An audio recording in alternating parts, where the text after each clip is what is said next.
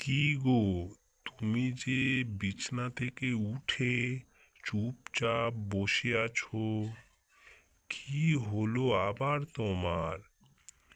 খাবার দাবার কিছু তৈরি করতে হবে। আমি যে আজ স্বপ্নে সেই মা দুর্গার আগমন শুনেছি গো।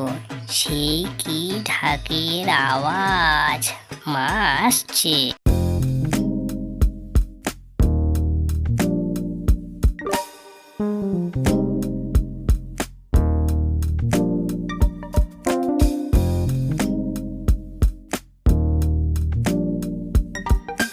তখন সে বউয়ের কথায় আনমনে হাঁটতে হাঁটতে বলতে না, আজকাল যে আমার বউটার মাথাটা কি হয়েছে তা আমি কিছুতেই বুঝে উঠতে পারছি না। কি ও যা তা বলছে তা তো বোঝায় বড় ভার হয়ে গেছে আমার।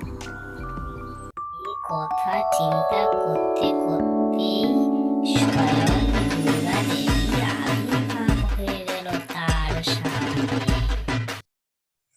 এই যে মা আমার সামনে, প্রণাম মা।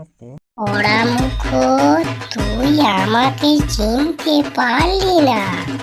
আমার নিন্দা করে ঘুরে ঘুরে বেড়াস। এই যে আমি আসছি, আগে আসি ভবে পোড়ামুখ।